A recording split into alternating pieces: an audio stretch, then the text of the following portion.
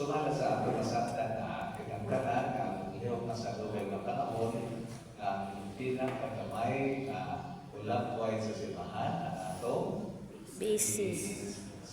kanahon. Ingat sila kung masimahan padulad sa naman.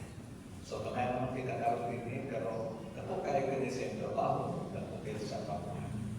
Labi na ay simahan, next party na sa atong simahan sa Archdiocese kay niabot na sa 75 years.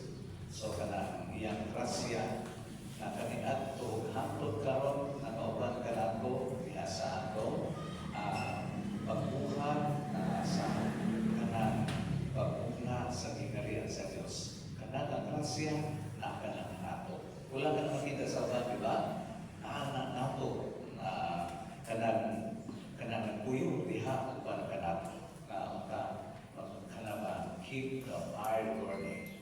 And kainitan na ako siyang through fire. Ako siyang isangwag na ito sa uban. Pili ka ng pagil ng kainit na sunod sa ako, pagili ato ka na ipaamit sa uban. Usa, ako nahagin ka na ito sa itong simbahan kay o kana sa ato katiliban karon kay nakita na ito atau pastoral letter atau Catholic Christian Conference of the Philippines kanilang ibasa sa mga simbahan. Tungkol niya na nagparenta na katuloy kita sa EDSA Revolution o EDSA People Power. O kayo kato siya na namang gapo. Ako ni ato kay seminaryan ko pagka ito sa 1986. Ipagawas kami sa seminaryo. Ibukaw kami sa kanting director, Monsignor Monsanto. Anto kamo dito sa Savior. Uban kamo para na makaban kamo sa rangi dito sa gawas diha sa kanang karon kanang siya naging sa kanang Director Savior na Gaston, Pagir Gaston, delegasyon dito. Divisoria. Ang Divisoria, tungkol ka na sa dalang mga tao, tungkol sa niyato na nag-iusa dito sa Manila, tinapos sa kanyang doon. Tungkol kay, hindi maayon na sa sulod na niyato panahon, ang Divisoria, ang lihinin, ni Marcos, usos siya na pagpili sa iya kanaganan. Doon ay pagkalimbong yan sa panahon sa eleksyon, di ba? Yan ay kung naghahapit sa mga tao na mahimo ang mga kalugan.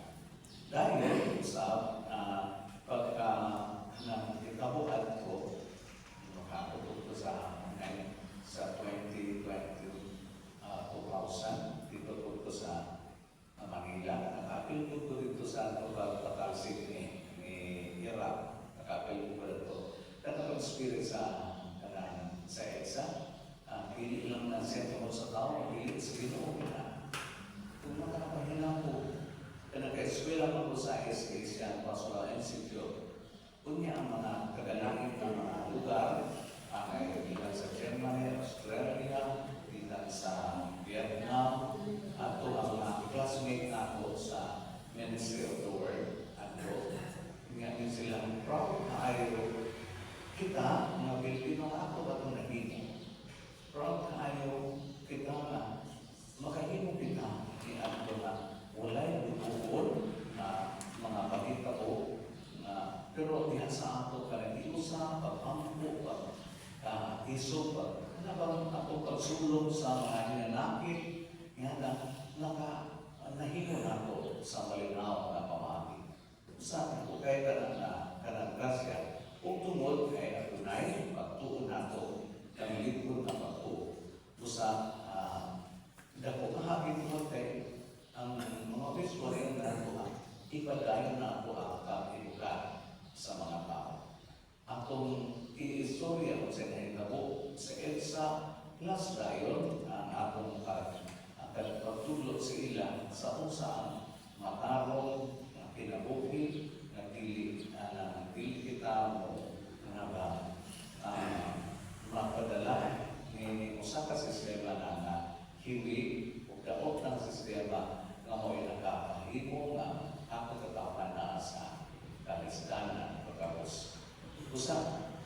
una, ang ilang isulod ka na ito, diba? Hinungdo. Remember it. Ikaduha, dahil pag-hinusod. Murag retreat, hinusod. Ikatulo, dahil ang pagbuhat sa atong mga atong mga buhat nga ilalagay doon sila isulod ka na ito. Naman na sa ato, mabasa na ito. Inspired ba yan? Akong ibasa tibo. Pwede ito isummarize, pero akong ibasa tibo kayo na ilang sulat. Kaya maayos siya lang pagka-imo.